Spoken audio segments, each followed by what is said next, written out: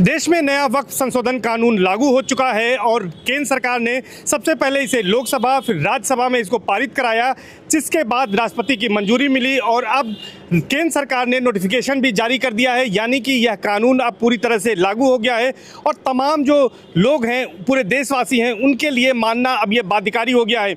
इस बीच 2 दर्जन से ज़्यादा अर्जियां जो है सुप्रीम कोर्ट में दाखिल की गई हैं, जिसमें कि इस कानून को चुनौती दी गई है। खास बात यह है कि सुप्रीम कोर्ट में सीजेआई की जो पीठ है उसने भी इस मामले को अब सूचीबद्ध करने की बात कही है। 14 और 15 अप्रैल को इस मामले में सुनवाई की बात कही जा रही है। सुप्रीम कोर्ट इसमें किस मुद्दे पर सुनवाई करेगा, क्या कुछ इसके कानूनी पहलू हैं, इस पर बातचीत करने के लिए इलाहाबाद हाई कोर्ट के कैसे हैं नाज़रीन, कहता हूँ खैर सुनिए।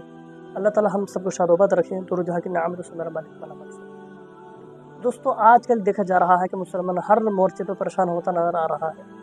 मुसलमान को टारगेट दुनिया कर रही है। इस सरकार जो देख रहे हैं, जो हमारी सरकार है, ये तो एक अलग चीज़ है, मगर जो गैर मुस्लिम लोग हैं वो भी मुसलमानों को बहुत टारगेट कर रहे हैं। जहाँ तहाँ आपको देखा जा रहा है कि मुसलमान अजीब गरीब मुसलमान के हालात होते जा रहे हैं और मुसलमानों को रुस्वा और बदनामी का बायस बनता हुआ नज़र आ रहा है मुसलमान। इसमें असल वजह क्या है दोस्तों? असल वजह इसके अंदर ये है कि मुसलमान ने जो अपनी शरीयत है, अपने मज़हब पे और अपने मस्जिदों को आबाद करना छोड़ दिया है, इसलिए मुसलमान हर जगह बदनाम नज़र होता आ रहा है। तो मेरे प्यारे दोस्तों, शरीयत मोहम्मदी पर सल्लल्लाहु अलैहि वसल्लम पर अपना ईमान रखें और शरीयत मोहम्मदी पर सख्त से अमल पैरा हो जाए। दोस्तों, पहले के मुसलमान सर बुलंद थे उनके, तो जहाँ जहाँ भी जाते थे पातली ताकत उनके आगे थर्राती थी। दूसरी कौमें जो गैर मुस्लिम कौमें हैं, जो मुसलमान के ख़िलाफ़ बोलती थी, वो कौमें वो उनके आगे थर्राते थे वो लोग। असल वजह क्या थी इसके अंदर मेरे प्यारे नाज़रीन? असल वजह ये थी उसके अंदर के मुसलमान शरीयत मोहम्मदी के पाबंद थे और उस रब के ऊपर भरोसा रखने वाले थे। उनका यकीन कामिल था कि हाँ, हमारा रब जो करेगा हमारे लिए बेहतरी करेगा। वो मस्जिद के नमाजी थे, मैदान के गाजी थे दोस्तों, इसलिए वो हर मुश्किल से इस तरह से लड़ते थे और वो पास हो जाया करते थे। तो मेरे प्यारे नाज़रीन, जो सरकार ने हमारे ऊपर जो बिल लागू किया है, वक्फ बोर्ड वाला बिल जो लागू किया है, तो इस बिल के अंदर देखा जा रहा है प्यारे नाज़रीन कि इसके अंदर कुछ अच्छाइयाँ भी हैं, कुछ इसके अंदर बुराइयाँ भी नज़र आ रही हैं। अच्छाइयाँ क्या है वो आप वीडियो के अंदर देखेंगे, मैं आपको वीडियो दिखाऊंगा, और उसी के अंदर आप देखेंगे उसके अंदर बुराइयाँ क्या है, आप बुराइयाँ भी देखेंगे उसमें। तो मैं आपसे गुजारिश करूँगा मेरे प्यारे नाज़रीन कि आप नमाज़ी बन जाए। पहली सीढ़ी मैं आपको बता रहा हूँ कि आप नमाज़ी बन जाए। अगर आप नमाज़ी बन गए ना, 5 वक्त आप नमाज़ी बन गए, टोपी वाले बन गए, दाढ़ी वाले बन गए, शरीयत मोहम्मद पर अमल करने वाले बन गए, तो मेरे प्यारे नाज़रीन, सरकारी नहीं बल्कि सारे ज़माना आपके आगे तो नज़र आएगा। तो हमको पहले ये चाहिए कि हमको नमाज़ी बनना ज़रूरी है। नमाज़ी के साथ साथ हमें कामिल ईमान होना हमारे पास ज़रूरी है। तो ये जो वक्फ बिल बोर्ड है मुसलमानों के ख़िलाफ़ लागू किया था, और इसके अंदर क्या अच्छाइयाँ हैं, इसके अंदर क्या बुराइयाँ हैं, आप पहले वीडियो को देखें, उसके बाद में कमेंट बॉक्स जरूर लिख कर बताना कि क्या क्या इसके अंदर अच्छाइयाँ हैं और क्या क्या इसके अंदर बुराइयाँ हैं। तो आइए वीडियो को प्ले करते हैं, वीडियो को देखते हैं, उसके बाद में हम करते हैं आपसे आखिर बात। तो हाँ नाज़रीन, अगर आप चैनल पर पहली बार हमारे चैनल पर आए तो चैनल को ज़रूर सब्सक्राइब कर लीजिएगा, हमारी वीडियो को ज़रूर शेयर कर दिएगा हमारे। आइए चलिए देखते हैं वीडियो, उसके बाद में हम करते हैं आपसे। देश में नया वक्फ संशोधन कानून लागू हो चुका है और केंद्र सरकार ने सबसे पहले इसे लोकसभा फिर राज्यसभा में इसको पारित कराया, जिसके बाद राष्ट्रपति की मंजूरी मिली और अब केंद्र सरकार ने नोटिफिकेशन भी जारी कर दिया है। यानी कि यह कानून अब पूरी तरह से लागू हो गया है और तमाम जो लोग हैं, पूरे देशवासी हैं, उनके लिए मानना अब यह बाध्यकारी हो गया है। इस बीच 2 दर्जन से ज़्यादा अर्जियां जो है सुप्रीम कोर्ट में दाखिल की गई हैं, जिसमें कि इस कानून को चुनौती दी गई है। खास बात यह है कि सुप्रीम कोर्ट में सीजेआई की जो पीठ है उसने भी इस मामले को अब सूचीबद्ध करने की बात कही है। 14 और 15 अप्रैल को इस मामले में सुनवाई की बात कही जा रही है। सुप्रीम कोर्ट इसमें किस मुद्दे पर सुनवाई करेगा, क्या कुछ इसके कानूनी पहलू हैं, इस पर बातचीत करने के लिए इलाहाबाद हाई कोर्ट के तमाम विद्वान अधिवक्ता जन हमारे साथ हैं। उनसे हम इस विषय को लेकर बातचीत करेंगे और जानने की कोशिश करेंगे कि आखिर अब इस मामले में किस तरह से सुप्रीम कोर्ट में सुनवाई होगी। और जो खास बात यह है कि अब यह कानून बन चुका है, तमाम जगह विरोध हो रहा है, प्रधानमंत्री स्पष्ट कर चुके हैं। राइजिंग इंडिया के मंच पर भी प्रधानमंत्री मोदी ने कहा कि यह कानून तमाम जो कमियां थी वक्त में उसको सुधारने के लिए है। एक तबके को ही जो लाभ मिलता था उससे सबको लाभ मिले, जो गरीब तबका है उसको लाभ मिले, इसलिए यह कानून लाया गया है। लेकिन क्या राय है सुप्रीम कोर्ट में, क्या कुछ सुनवाई हो सकती है, बातचीत करेंगे। सबसे पहले अभिषेक जी आपके पास आते हैं, आप कानून के जानकार हैं। ये पूरा मामला जो है सुप्रीम कोर्ट में भी है, 2 दर्जन से ज़्यादा अर्जियां इसमें दाखिल की गई। क्या लगता है इसमें अब क्या कुछ सुनवाई सुप्रीम कोर्ट करने जा रहा है? देखिए, जो है कानून बनाना जो है वो पार्लियामेंट का काम है, और कोई कानून जब बनता है तो एक स्क्रूटनी के तौर पर जो है उसको कोर्ट में ले जाया जाता है, और कोर्ट जो है सिर्फ उसमें ये देखती है कि जो बेसिक स्ट्रक्चर जो कॉन्स्टिट्यूशन का है वो कहीं हिट नहीं हो रहा है, जो गारंटी जो राइट्स हमको दिए गए हैं वो हिट नहीं हो रहे हैं किसी रिलीजन के या किसी जो है व्यक्ति के, इतना ही देखा जाता है। उसमें और कोई वो चीज़ें आगे नहीं देखी जाती हैं, सिर्फ ये देखा जाता है कि उस कानून में संविधान का जो बेसिक स्ट्रक्चर है उससे कोई छेड़छाड़ ना हो, उसका कोई वायलेशन ना हो। क्या लगता है कि संवैधानिक रूप से इस मामले में अब क्या कुछ हो सकता है? सुप्रीम कोर्ट इसकी सुनवाई करेगी, कौन से ऐसे बिंदु आपको लगते हैं जिस पर कोर्ट की नज़र रहेगी? देखिए, सुप्रीम कोर्ट सुनवाई करेगा, पूरे कानून को नहीं सुनेगा, सिर्फ स्ट्रक्चर कहीं से डिस्टर्ब ना होता हो, कॉन्स्टिट्यूशनल स्ट्रक्चर डिस्टर्ब ना होता हो, संविधान का जो मेन मुख्य ढांचा है वो डिस्टर्ब नहीं होना चाहिए। पूरे कानून को सुप्रीम कोर्ट पलटेगा नहीं, ये तय है। बिल्कुल, ये तय है कि सुप्रीम कोर्ट अब कानून बन चुका है, उसको पलटेगा नहीं। सर आपसे जानना चाहेंगे, ये बताइए कि कोई भी कानून है अगर भारतीय संसद बना सकती है, उसे सुप्रीम कोर्ट में किस तरह से चुनौती दी जा सकती है? देखिए, संसद द्वारा बनाया गया कोई भी कानून या भारतवर्ष में किसी विधानसभा द्वारा बनाया गया कोई भी कानून हो, वह जो है आर्टिकल 30 जुडिशियल रिव्यू के तहत सुप्रीम कोर्ट में चैलेंज हो सकता है। उस याचिका पर सुप्रीम कोर्ट सुनवाई करेगा।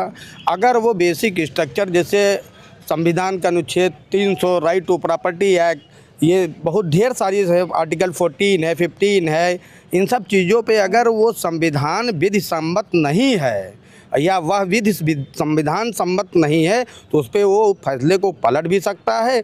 अगर विधि सम्मत है, कोई बेसिक स्ट्रक्चर पर कोई छेड़छाड़ नहीं हुआ है, तो रिट पिटीशन को खारिज कर देगा। सर इसमें केंद्र सरकार की अगर बात करें तो केंद्र सरकार ने कैविएट भी सुप्रीम कोर्ट में दाखिल की।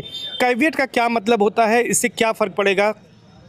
कैविएट का बेसिकली मतलब ये है कि बिना यूनियन ऑफ इंडिया को सुने हुए एक्स पार्टी ऑर्डर नहीं हो सकता।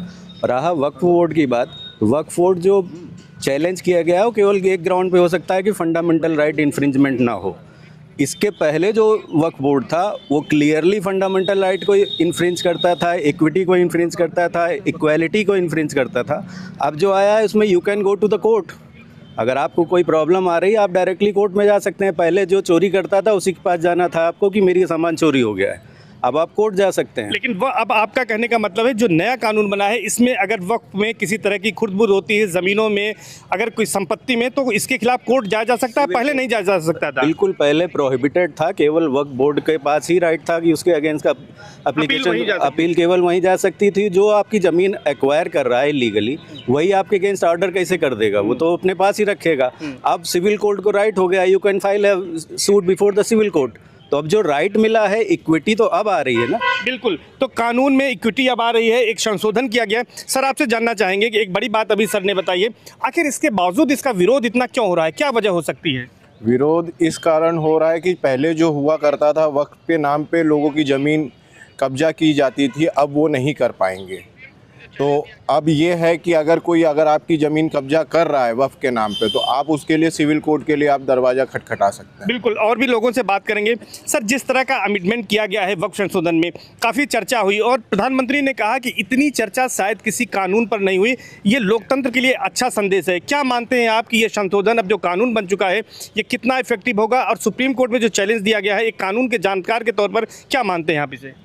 देखिए, सर्वप्रथम तो वक्फ एक्ट में संशोधन की मांग जो है काफ़ी लंबे समय से चली आ रही थी, और सरकार ने वक्फ एक्ट में जो विसंगतियाँ विद्यमान थी उनको दूर करने हेतु संसद के माध्यम से जो अमेंडमेंट किया है वो मेरे दृष्टिकोण से सही है और ऐसा होना भी चाहिए था। अब ये बात रही सुप्रीम कोर्ट की, सुप्रीम कोर्ट ने इस विषय पर सुनवाई करेगा और सुप्रीम कोर्ट ने देखा कि भाई जो अमेंडमेंट है वो कॉन्स्टिट्यूशन का रूप है कि नहीं है।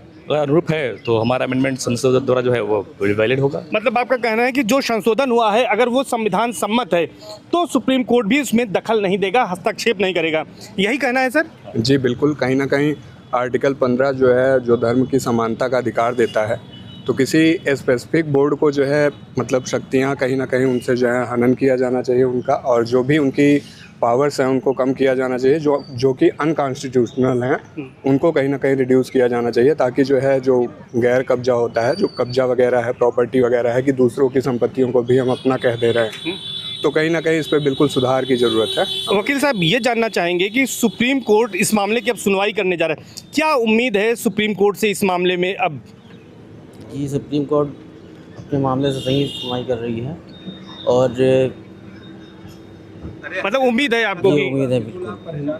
तो निश्चित तौर पर और भी लोग हैं उनसे बातचीत करेंगे। चौहान जी ये बताइए कि जिस तरह की बातें कही जा रही थी, तमाम जो बीजेपी के सहयोगी दल हैं उनमें भी एक प्रेशर पॉलिटिक्स से खास तौर पर बनाई जा रही है, चाहे वो राष्ट्रीय जनता दल हो या फिर जो है रालोद हो यूपी में, इनके अंदर भी एक समूह है जो इसका विरोध कर रहा है। क्या इसका कोई पॉलिटिकल असर भी पड़ेगा? देखिए, जातिगत समीकरण पे हम सब जानते हैं कि भारत में चुनाव जो है जातिगत समीकरण पे चलते हैं, और पार्टियां समय समय पे विभिन्न जातियों को लुभाने के लिए अलग अलग तरीके के प्रलोभन भी देती हैं और कभी कभी उनके साथ खड़ी भी होती हैं। जैसे इस बार भी ये देखते हुए कि एक वर्ग विशेष के खिलाफ हो रहा है, तो उस वर्ग विशेष के वोट के लिए भी एक तरीके का विरोध दर्ज किया जा रहा है। जहाँ तक रही कानून की बात, तो कानून कोई एक ऐसा एक पन्ने का कोई दस्तावेज नहीं है। कानून जो है विद्वान लोग बैठ करके, पढ़े लिखे लोग जो कानून के जानकार होते हैं, वो प्रॉपर ड्राफ्ट तैयार करते हैं, सदनों में चर्चा होती है, उसके बाद चर्चा के बाद बिल पास होता है, तब राष्ट्रपति उसको संस्तुति देते हैं। इतना बड़ा कानून बनाने में मान लीजिए एक दो त्रुटियां होती हैं तो वो बाद में सुधारी भी जा सकती है, लेकिन एक आध त्रुटि को लेकर के पूरे कानून को समाप्त करना ये कहीं का जो है वो नहीं। ये उम्मीद है कि सुप्रीम कोर्ट इसको रद्द नहीं कर सकता है, सिर्फ अगर इसमें कुछ कमियां होंगी तो उसको सुधारने के लिए वापस लौटा सकता है, ऐसा मानते हैं? जी बिल्कुल, सुप्रीम कोर्ट पूरी तरह से रद्द नहीं कर रहा है। कोई कमी है तो उसमें सुधार के लिए भेज सकता है, बता सकता है कि ये सुधार करें आप, बाकी वो कानून पूरी तरह से रद्द नहीं करेगा। कौन सी ऐसी परिस्थितियाँ हो सकती हैं जिसमें सुनवाई के बाद कानून को सुप्रीम कोर्ट वापस कर सकता है? जैसे कि अगर किसी की राइट का हनन हो रहा है इस संविधान से, इस अमेंडमेंट से, तो उसको चेंज किया जा सकता है, ना कि उसको पूरा ख़त्म किया जाएगा। सर, आप तो कानून के जानकार हैं, ये बताएं कि जिस तरह के हालात हैं, जिस तरह से 2 दर्जन से ज़्यादा अर्जियां जो है सुप्रीम कोर्ट में इस मामले को लेकर पड़ी हैं, कैविएट भी दाखिल हो चुकी है, इसमें क्या संभावना बनती है अब की कानून की नज़र में? बिना गजट हुए इन लोगों ने पिटीशन दाखिल कर दिया, भारत सरकार ने गजट जब किया उसके बाद कैविएट दाखिल किया।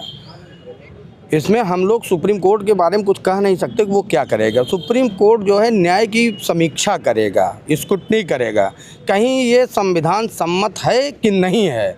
अगर असंवैधानिक होगा तो ये कानून रद्द हो जाएगा, अगर संवैधानिक होगा, कोई त्रुटि नहीं, तो ये कानून पूरे भारतवर्ष में लागू होगा। संसद द्वारा पास कानून है, सबको मानना पड़ेगा। एक सवाल है मेरा सर कि जब, जैसा सर ने बताया कि जब इसमें अर्जियां दाखिल की गई, 2 दर्जन लगभग अर्जी हो गई, उस समय इन्होंने वक्फ संशोधन बिल को चैलेंज किया था, उसकी संवैधानिक वैधता को चुनौती दी थी। लेकिन अब ये कानून का शक्ल अख्तियार कर चुका है, इसका नोटिफिकेशन हो चुका है, राष्ट्रपति की मंजूरी मिल चुकी है, तो क्या उन अर्जियों में भी संशोधन की ज़रूरत पड़ेगी? बिल्कुल पढ़नी चाहिए। बेसिकली तो इन्होंने जो फाइल किया है बिफोर इन्फोर्समेंट, वही एक इलीगलिटी है।